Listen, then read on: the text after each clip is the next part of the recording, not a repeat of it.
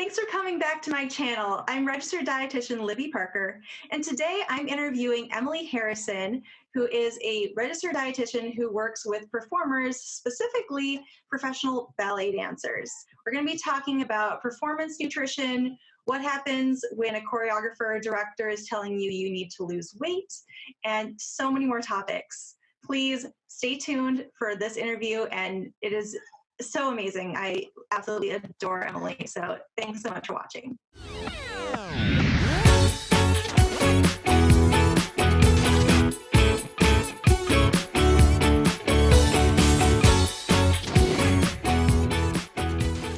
Hi everyone, I have Emily Harrison on today to talk about performance nutrition.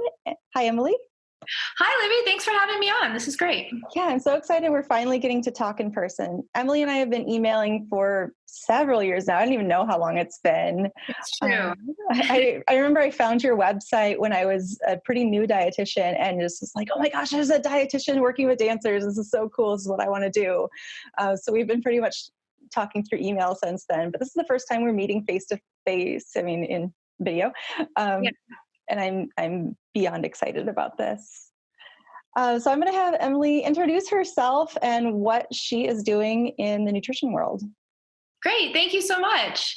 Yeah, I am very fortunate that I feel like I get to have one of the best jobs. I love being a registered dietitian, but I get to work with mostly dancers. And while that is the bulk of my clients, the vast majority of my clients are dancers, either pre-professional or professional, or I've had some as young as 7. And I have recently worked with a dancer in her 60s. And so it's just a wide range. But I also work with skaters. I have a skater on my client list right now that we're fingers crossed. We're hoping she might be qualifying for the Olympics. Ooh. I don't know. We'll see.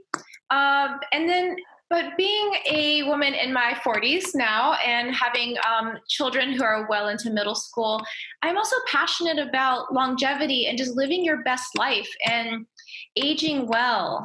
And I think that just is in line, I think, with your, philosophy, Libby, because I really believe that doing that and some of the work of the Blue Zones, it's just about doing that in a non-diet approach. Like living well doesn't mean having to adhere to this very rigid set of dietary rules.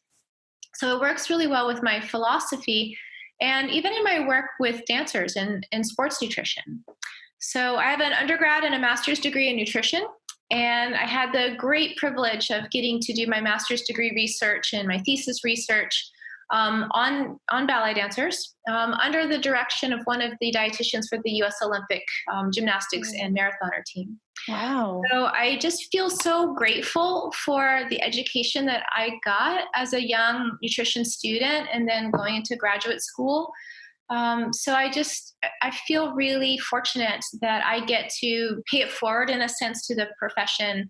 And hopefully my goal is always to spread positive messages. I have a question that I get from a lot of performers, and I would really, really love your take on it because I never have a great answer for them, especially because you really do follow an anti-diet approach, but you're working with people in very body-specific sports. Yeah.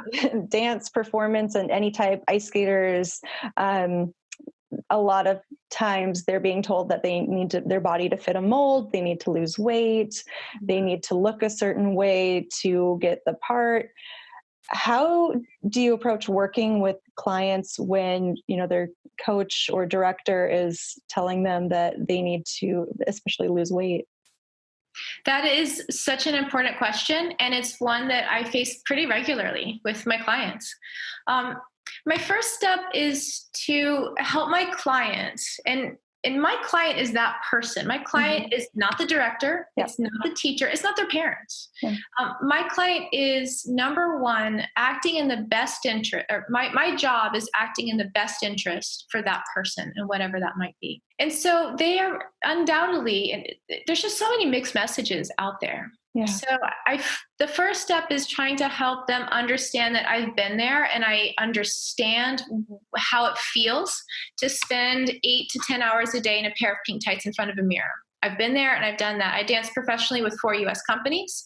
I was a faculty member with the Atlanta Ballet Center for Dance Education in the pre-pro and the conservatory division. I did audition tour for Atlanta Ballet for many years, over 10 years. And so I know how it feels to sit on the other side of that audition table. So I come from a place of really understanding the dance world and the unique characteristics that go into that world. It's really a unique world. Yeah. So I want my clients to know I'm on their side. I want them to look their best. I want them to perform their best. I want them to be injury-free. And to get to those goals often means eating. Yes. Not eating. So then the first step is establishing that rapport that I'm on their side and I have their best interest at heart. The second step is explaining and doing a lot of myth busting, explaining why restriction will backfire eventually, why sometimes restriction has already backfired for that client,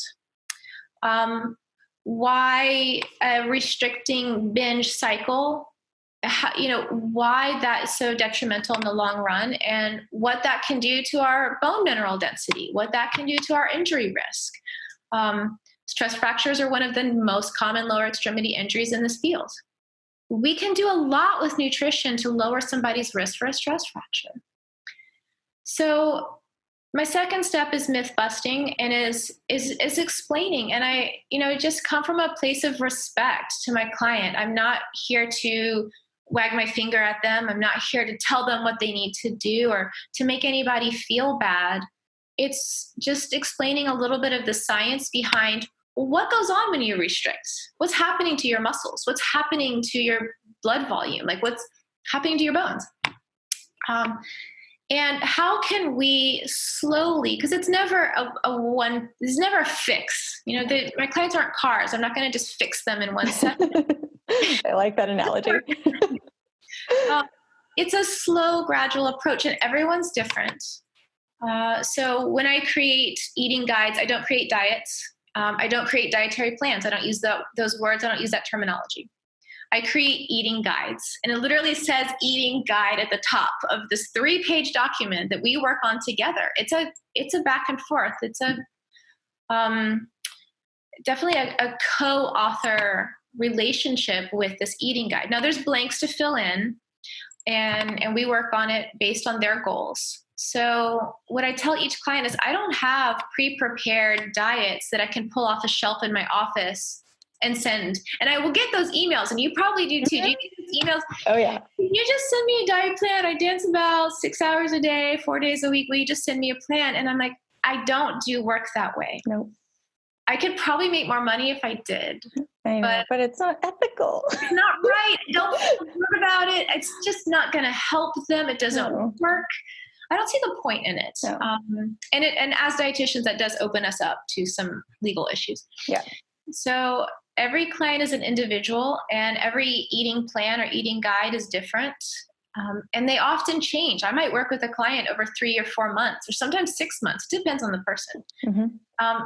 They might have 3 or 4 versions of that eating guide based on where they are in their plan. I have one client I saw a week ago. She had one plan. On Monday, I'm about to change her plan. And so it's not that they're not written in stone. Yeah. And I'm very open to my clients' thoughts and feelings on it, because I think if we try to shut people down and we're like, oh, no, I'm the expert, you need to do this, especially in work of eating pathology or eating issues, I feel like I just think that's the wrong approach, because I think if you're forcing somebody to do something, I just think that they need to be on board with what we're doing.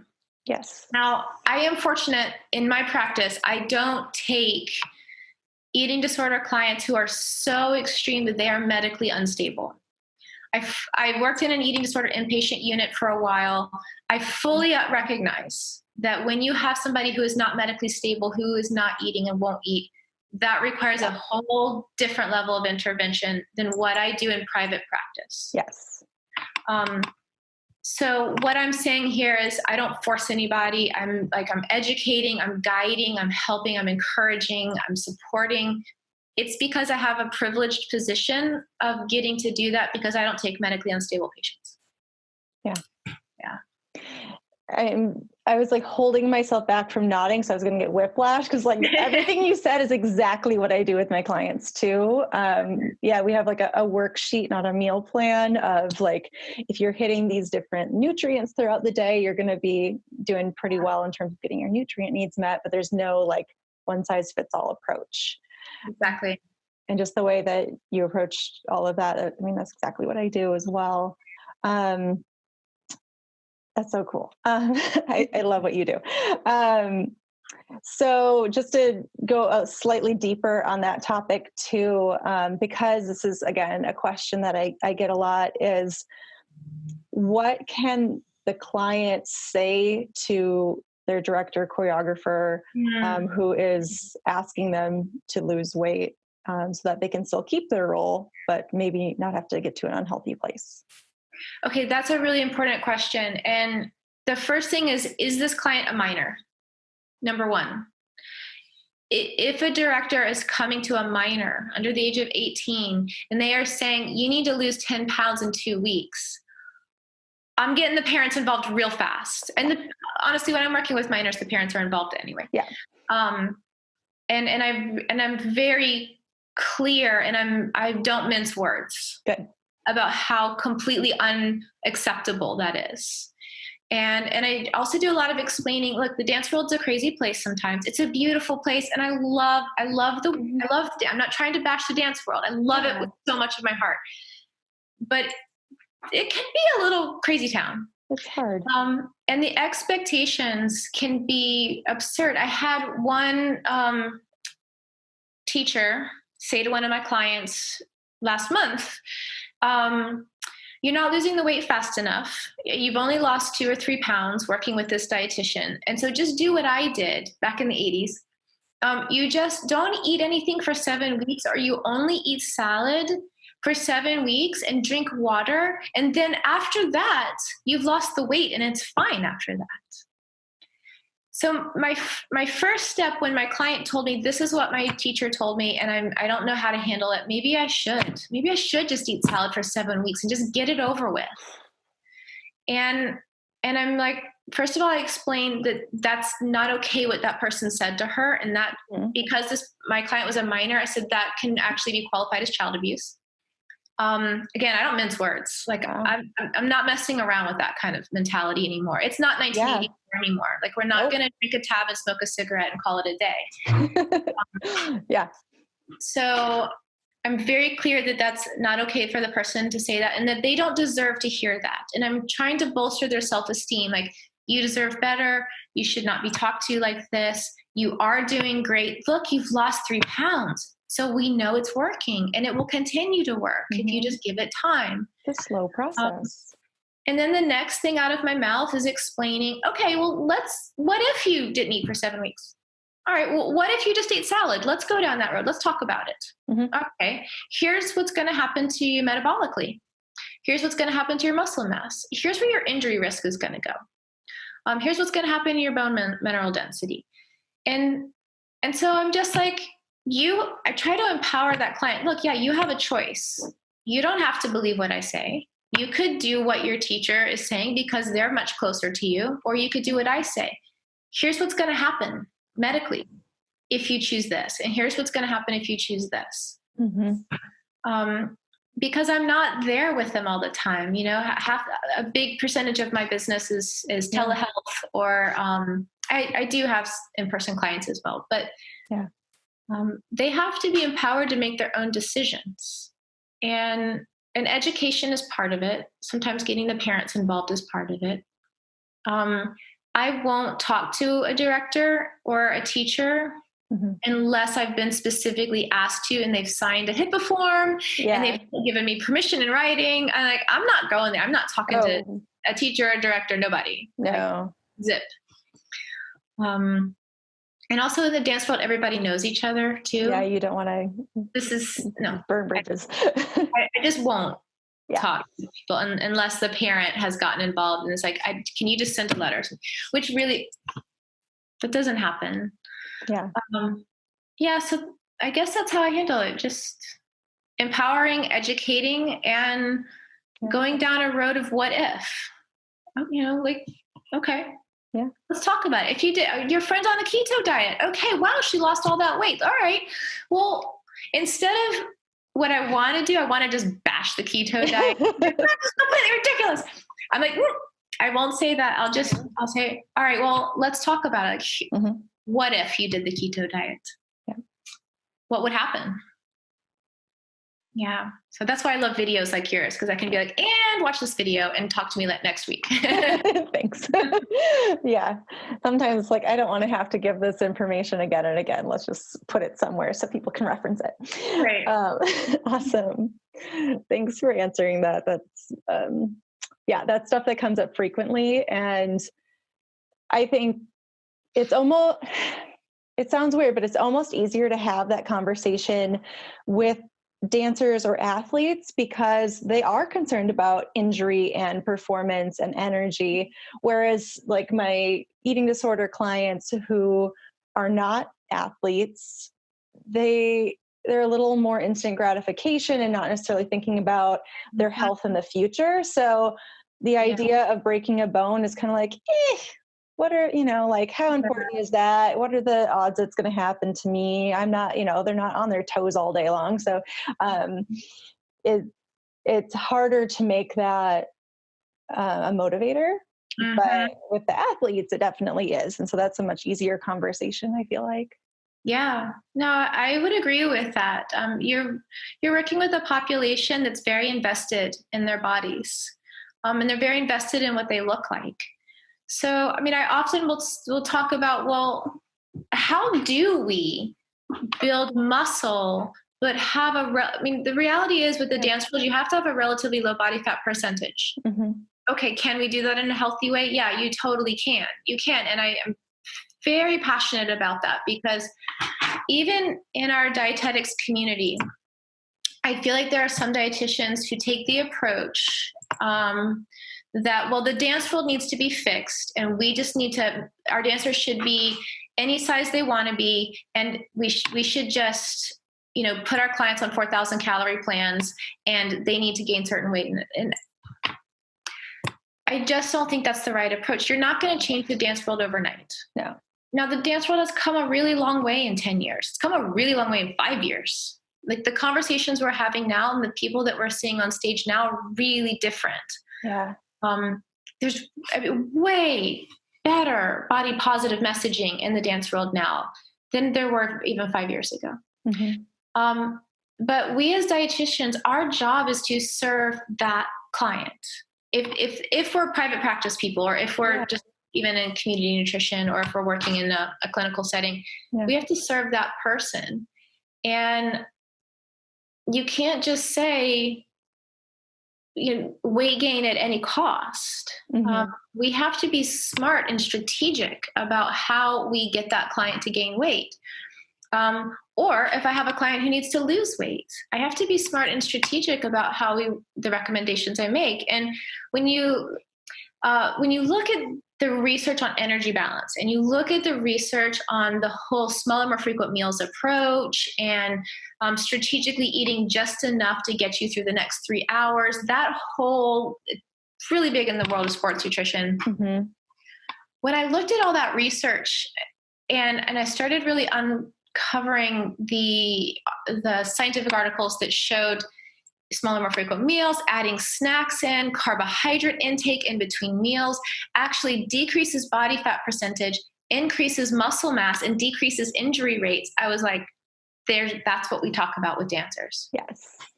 We talk about how you don't have 3 meals. You don't have 2 meals, which a lot of my dancers will do. Skip breakfast. Start there. Yeah. They'll eat a little lunch, but they don't want to eat too much during the day. Yeah. And then they go home and they feel heavy. Yeah. Or I don't want to feel heavy. Right. Or I'm doing a white unitard ballet, which I've done a white unitard ballet. I know how that feels. Yeah. Well, what I talk about with my clients with that kind of thing, because I love the many meals and snacks approach, is that the way that our body metabolizes food and can utilize it and how fat storage works is that if you're eating all your food at one time rather than spreading it out, you're going to gain more fat than if you spread that same amount, same calories of food out throughout the day. Exactly. And so like, that's a conversation I have like almost every day. It really is beneficial to the body to spread our food out. So when you're skipping meals, you're actually promoting fat gain. You are promoting fat gain. And we have so much research to support that. It's like there's so many studies that show that not just promoting fat gain, but we're decreasing muscle mass. Yes. We are decreasing, we are burning our own muscle tissue to get us through our day or our rehearsal or our class or our performance, first of all. It's like burning your furniture to heat your house. Yeah. It makes no sense. And so when I explain a little bit of the science behind it, and sometimes I'll even, when I do talks, I'll pull up articles and I'll actually show some of the studies and when I'm explaining this, I'm like, you get to eat and not get starving throughout your day. You get to eat more regularly, which you're going to feel better. You're going to dance better. And you get to have more muscle, less body fat. I mean, this is a win-win. All it takes is scheduling. Yeah. And it takes effort. And it takes planning. And that's why you're in my office. Bringing facts with you. And so that becomes the bulk of our work. Mm-hmm. The explaining metabolism and sports nutrition and science, all that, really, we bust that out within, an hour to 2 hours. Yeah. The rest of my work is, but I'm busy. I can't bring snacks. They don't give me breaks. I don't have time. I don't have any money. I'm a dancer. So this is so validating because this is what I do every day. So like, yes, I'm doing the right thing. Okay. This is our work, yes. Right? So you can get a snack in, and here's how you're going to do it. I know they don't give you breaks, but here's how you're going to do this anyway. Mm-hmm. Like, you're not going to go 8 hours without going to the bathroom. Yeah. Right. So you're going to walk down the hall and you're going to eat 2 energy bites, and like the energy bite recipe that I'm going to send you, they're so packed with like calories. Yeah. You can, if I can only get 2 or 3 of these little energy rolls in my client, I'm like, okay, well, at least they're super nutrient dense, mm-hmm. So at least I got that in them. It's not my ideal. I'd love for them to sit down and like have like a thoughtful, mindful meal where they chew each bite, but mm-hmm. That's not real life. It's not real life. And it's definitely not the life of a professional performer. And it's definitely not the life of a high schooler mm-hmm. who's trying to become a professional performer and who's also juggling the stress of school on top of that. So I try to come up with lots of meal and snack ideas that are portable and quick and shelf stable, and you can throw in your bag. And a lot of my work is just teaching how to do that and where to buy your groceries or where to order your groceries or what online services you can use where you just type it in and somebody brings it to your door. It's so great. I know, it's like with my New York clients, like there's, Seamless and Amazon delivers groceries now. And there's other things like that, harder for the rural clients, but like the ones in big cities, there's lots of delivery services now. It's true. I mean, I've been in downtown Atlanta for, the last, 25 years. And so it's very easy. Mm-hmm. Food access is no problem. But we recently are restoring a circa 1900 farmhouse in a rural area. Mm. And I can still get Amazon delivery down there. I still get Amazon Fresh. Nice. So it really is possible. And there's some great grocery delivery. I like Thrive Market. I don't know if I've heard of that one yet. That one. I like Thrive Market because it's all the more like healthier foods that you would see at Whole Foods. Okay. But it's like Costco in that they will send you larger packaging sizes for less money. And it's all delivered straight to your door for free if you go over a certain amount. And it's a membership, but it's very inexpensive. It pays for itself fairly quickly. And then they have this whole other component where they donate memberships to service members and to teachers and to people in need. So there's also a charity component as well. Oh, nice. I'm going to look at that. I really like Thrive Market for that reason. Healthy food, delivered to your door for free. Yeah. Works for me. Why not? Why not? And I feel like there's just so many grocery services. So just Google like grocery delivery services in your area. And I think that also cuts down on like a lot of impulse purchases. You know, when you're shopping hungry and you're going through and like, let's just throw all the things in the cart. And then you're like, how did I spend $100 at the grocery store? It's just me eating, you know? So that can be something where, you know, you can edit your grocery list before you hit the checkout because you're on the computer.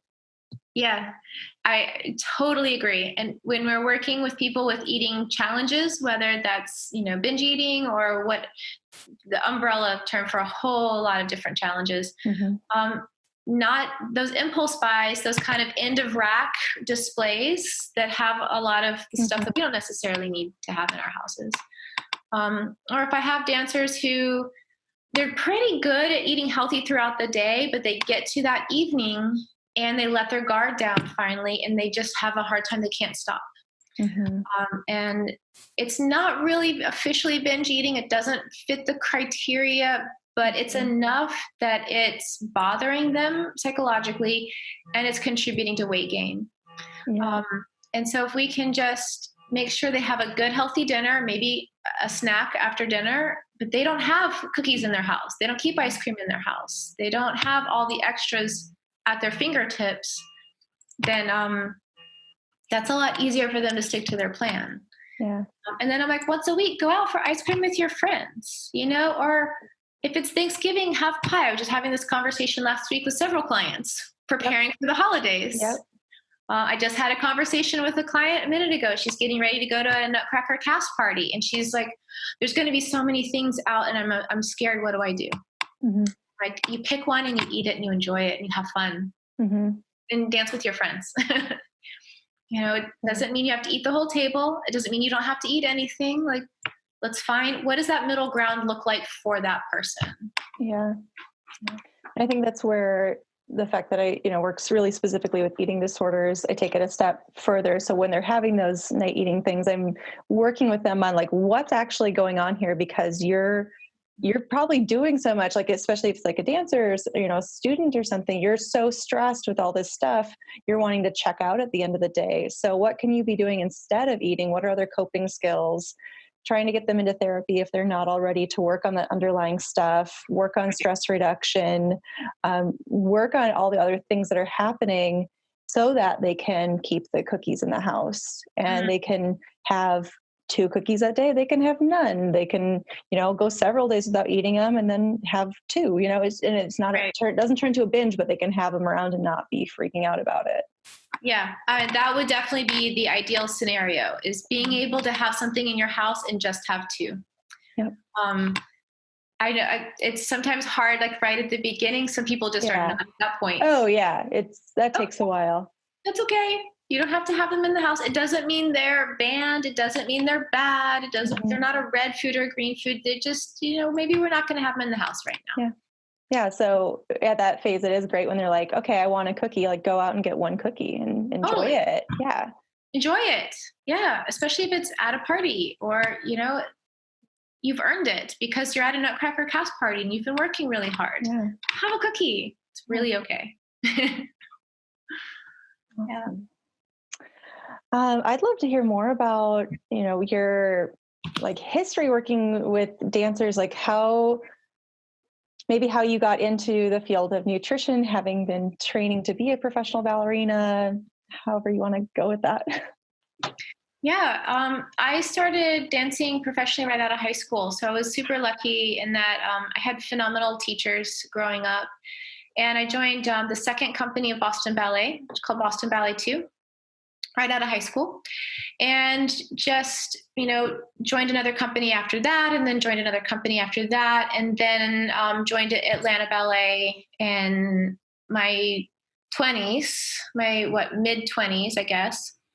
After I had been dancing already professionally for a little while. And then was very fortunate to spend 18 years of my life with Atlanta Ballet as a company dancer, as a teacher, and then running the Center for Dance Nutrition there under the umbrella of Atlanta Ballet, which was just, I'm very grateful for that opportunity. And I'm grateful to them for stepping up and caring about dancer health. So I think that as I was going through my experience as a dancer, I didn't know what to eat. I wasn't a foodie. I didn't grow up like loving to cook, and I didn't have time for that. So it was a journey for me of realizing that as I got older and as I started to rise through the ranks of a company, more and more pressure was on my shoulders to perform. Yeah. And it really mattered what I ate. And I recognized how much food intake and food choices affected my strength, how well I could get through a variation, my endurance, my mental state. I mean, as a professional dancer, you have choreography thrown at you in like rapid fire. Mm-hmm. And you have to be able to pick it up and reproduce it very fast. And some people are just naturally really good at that. And some people, that's harder. For me, that was a little harder. But I really noticed how much harder it was when I had gone for too long without eating, because then you get that brain fog. Yes. And then Irritable. You're hungry on top of brain fog, and you're grumpy. And all you're doing is looking at the clock.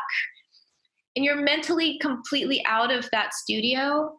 And I just recognized when I fueled my body, I also fueled my brain. And I didn't know it at the time. I didn't understand how that worked at the time like I do now as a dietitian. But I knew that it was a thing.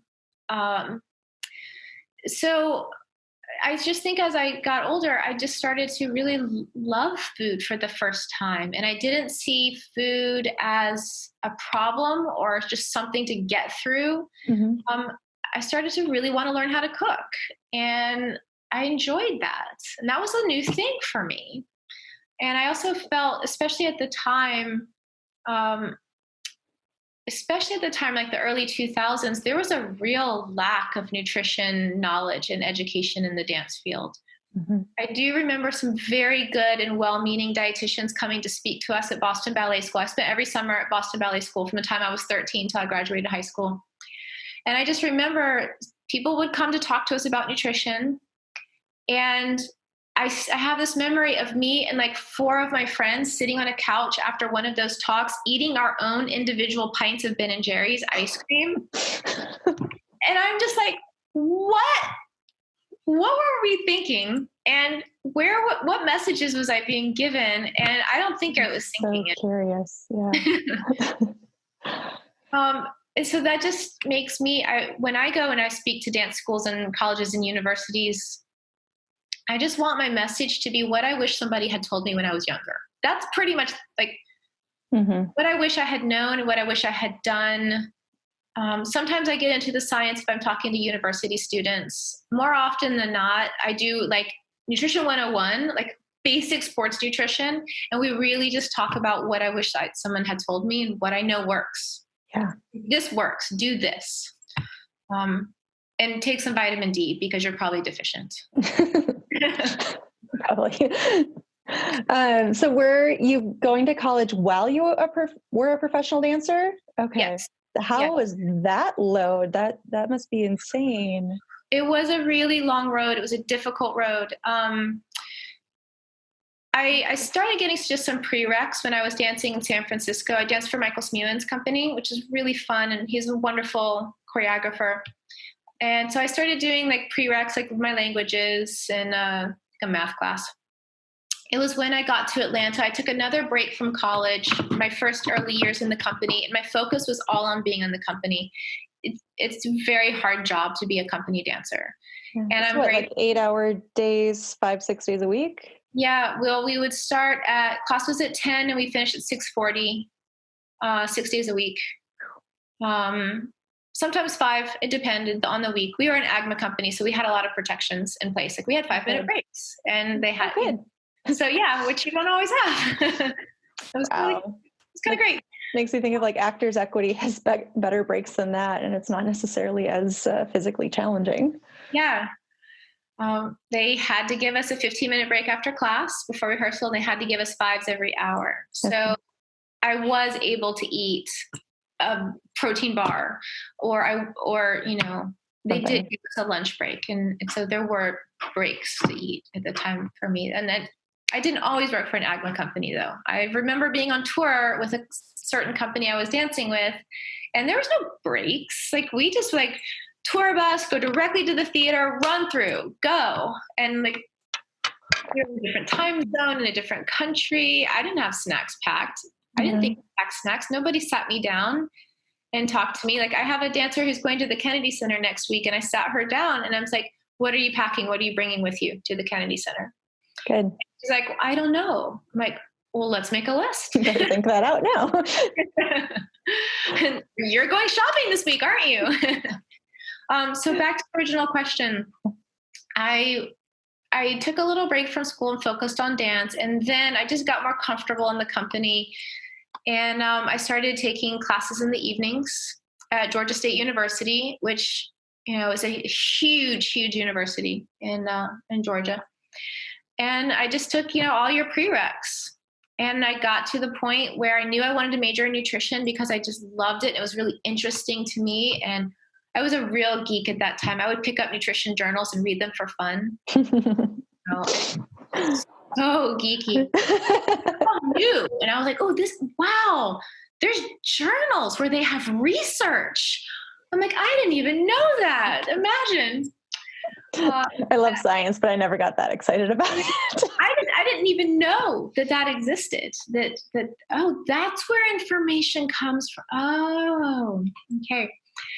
And I was just taking classes in the evenings, and I got to the point that I had fulfilled enough classes that I couldn't do my heavier sciences and still do my company schedule. I couldn't get into my major classes. I could take a few of my major classes, but a lot of them were just and I couldn't be a company dancer and a college student in that nutrition program. It's a difficult nutrition program. They have phenomenal faculty. And I couldn't do both. And so I finally was at the point in my career as a dancer where I was ready to make the career transition. And Career Transition for Dancers is a wonderful organization. They helped me a lot. They give career counseling to dancers who are transitioning into other careers. There's scholarships. I was very, very fortunate to receive a scholarship with Career Transition for Dancers. And I was also fortunate that in the state of Georgia, it's actually relatively cheap to go to college. And I know that's not the case for everybody. College is really, it's a strain. So I was able to finish my undergrad degree right before my first daughter was born, which is great. I didn't get to walk in my graduation because I was in the hospital having a baby, but it was fine. Oh my gosh. And then I was able to finish my master's degree right before my second daughter was born. So I did the dietetic internship and master's degree CP coordinated program with a infant and a toddler while pregnant and working. Yep, I taught ballet at night and I ran a little children's ballet program. Oh my God.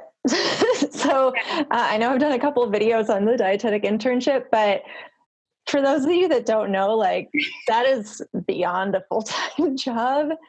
And to be working and having kids on top of that, like I'm only working part-time with one kid right now, and I'm pulling my hair out and she's pulling my hair out. I can't imagine doing the dietetic internship, which you don't get comfortable in. Like you're changing locations every couple of weeks. Every few weeks. It's very stressful. And, oh my God, when did you sleep? Oh no, I didn't sleep for years. Yeah. But I mean, I was just pregnant with my second daughter doing the internship in the master's program. I had my first daughter was 1, 2 at that time. So she was a toddler, which was really hard. There were a lot of very difficult times. There were times I wanted to quit. You know, she'd be crying, I'd be crying. I would have a test the next day. I would have 2 papers due, and I would have to be at a clinical rotation at, rounds start at 7. So I had to be there by 6:30 in the morning. It was a really difficult time. And I'm glad I did it. Yeah. And I feel very privileged to be a member of the dietetics community and to have the letters RD after my name mean a lot to me. And I'm passionate about the profession, which also there's a flip side to that. I have a little bit of a chip on my shoulder when somebody is like, oh, I just read this nutrition blog and now I'm going to be a nutritionist. And I'm like, I work so hard and sacrifice so much and literally sacrifice some of my daughter's toddlerhood so I could get the letters RD after my name. And that means something. Yeah, it does. And reading a nutrition blog is good because there's some good ones out there. There's some not so good ones out there, but it doesn't make you an expert. Yeah. It's not the same. It's like, I wouldn't go read an article about surgery and be like, all right, I'm a surgeon. Let's go. I did 8 years of higher education for this. 8 years. Exactly. That's how long it took me with my because I did have a gap year where I only took a couple of classes in between having children. 8 years. Yeah. So for me, it was 5 years undergrad, year for the internship, and 2 years of grad school. Yes. Yeah. So if you can do all that in 6 months, it's probably not the same. Right. And I would actually drive to class and park my car and walk into class and go to my rotations and have to be there on time. And I remember waddling into one of my nutrition rotations. I was hugely pregnant. I'm waddling in. I've just left my toddler with the babysitter that I'm paying way more money than I should be paying. Yeah. And I have the site director just be like, well, we didn't get your drug test form, so you can't be here today. And I'm like so hugely pregnant. I'm like, I am not on drugs. Around. I am here to fulfill my dietetic internship requirements, and I'm going to be here today, and that's what we're going to do. And you're done. My favorite was when we were supposed to do group projects, and it would be due, and I would be paying a babysitter so I could do the group project, and I would be not working so I could do the group project. And I was like the old gray mare, like the mama of my dietetic internship group. I was like, get to work, people, get to work. I do not have time to mess around. Well, and if you're like most internships, you have to pay to be in the internship. Oh, certainly. Yeah. It's not like we get paid. This is not a working internship in that sense. Like, we pay a lot of money, thousands of dollars, to have the privilege of working for someone else and stressing out and, paying for childcare, other things, and not being able to work full time. Yes. My second year of graduate school, I was very lucky because we had no money.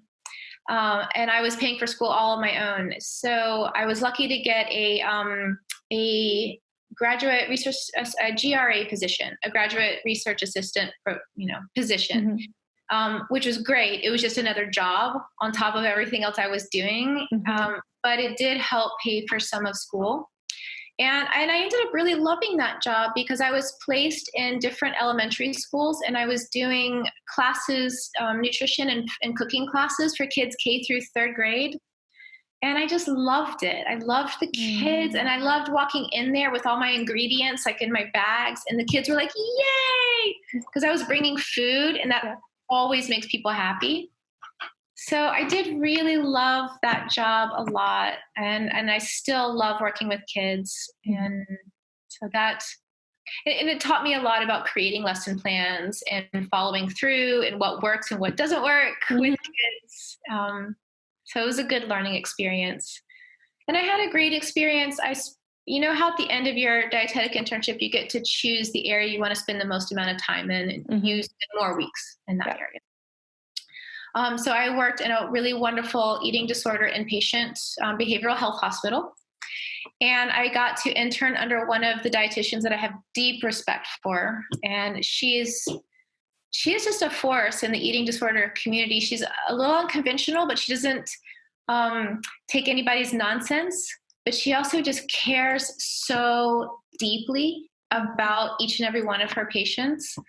I mean, she doesn't take any of the parents' nonsense either. Oh, that's good.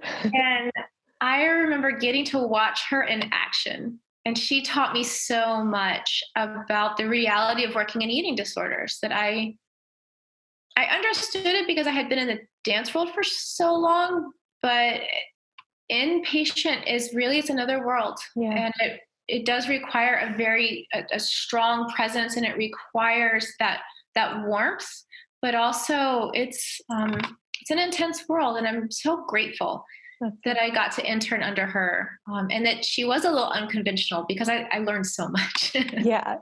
I think that's the best way. That's so cool.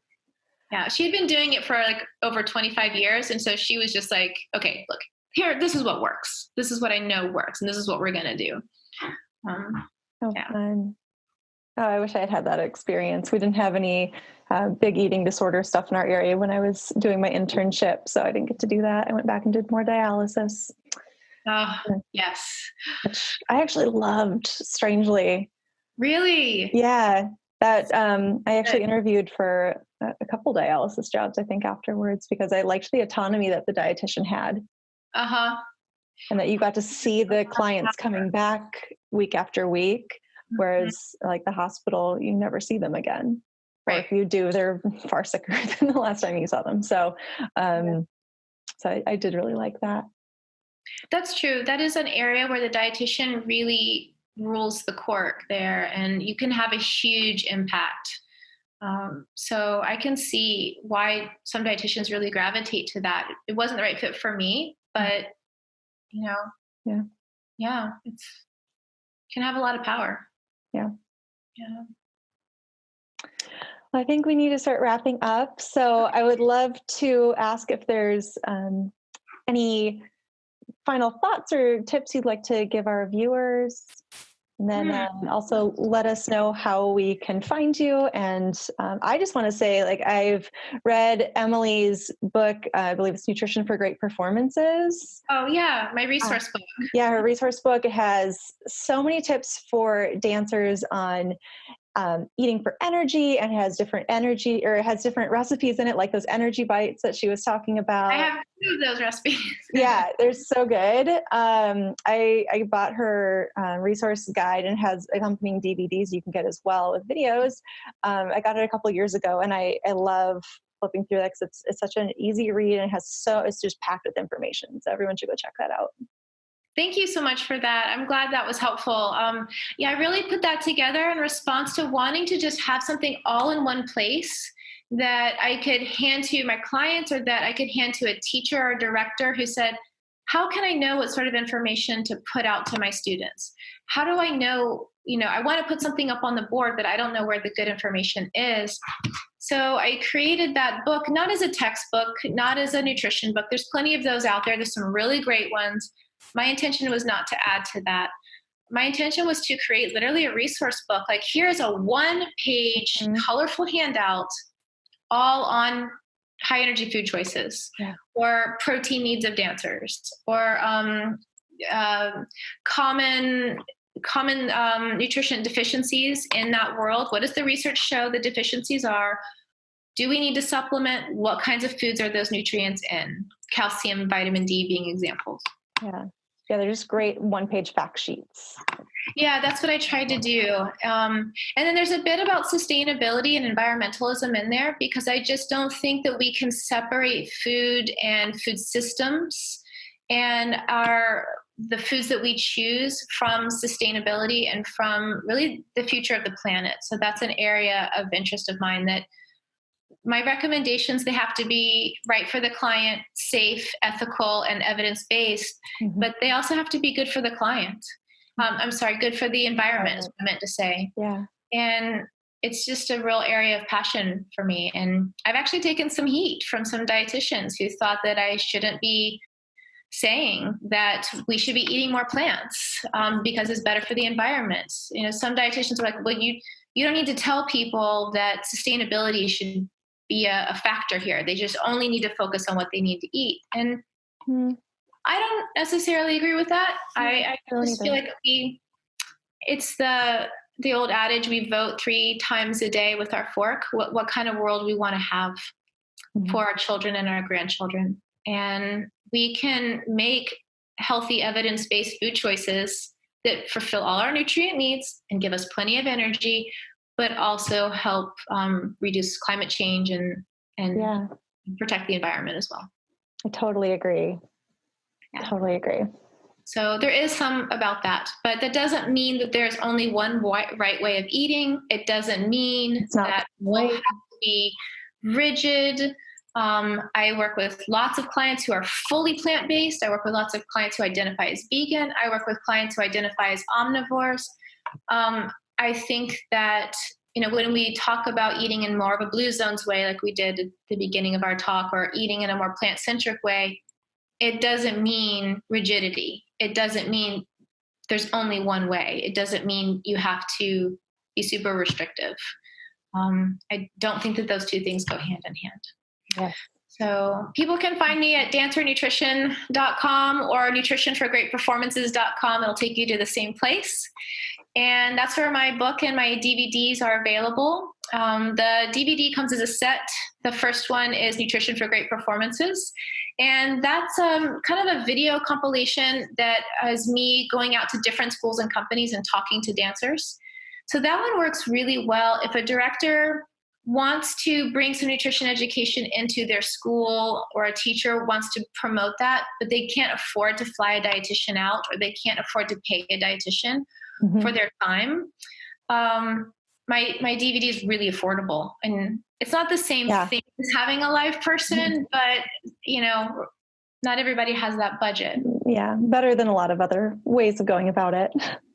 I think so. I try to put a lot of good information in there, and then it's interspersed with quotes from professional dancers and some interviews. An interview with my friend who danced with Boston Ballet, and she danced with the Royal Ballet, and she's an artistic director for a while, and she just talks about how important it is to eat. Oh, that's so cool. That's a big part of my message, is that real dancers eat. And that's the second DVD. I'm in a kitchen and I'm making food and showing snacks, and that's what that's all about. Yeah. So thank you, Libby, for having me on. I really appreciate it. This has been fun. Oh, I really appreciate talking with you. This is so great. I love finding other dietitians that have the same passions that I do. And I think that field is really growing, but you definitely have such a unique position and voice in the nutrition community, being so not only, known with the dancers, but the fact that you were a professional ballet dancer yourself. Not many dietitians can say that. So you have this really unique perspective. And I think it's so amazing what you're doing. Thank you. I appreciate you saying that. I do. I love my job, and I wish I had more hours in the day to be perfect. All right. Well, everyone, go check out Emily's website and check out her resource guide and DVDs. If you're in the Atlanta area, if she has any openings, she does see private clients as well as virtually. So go check all that out. I'll have links in the description below this video. So we will see you next week. Thanks. Thank you. Thanks so much for watching the interview with Emily Harrison. For more information, check out the links in the description below this video. Please make sure you hit the like and subscribe buttons below as well, so you can be notified of all the new videos that are coming at you.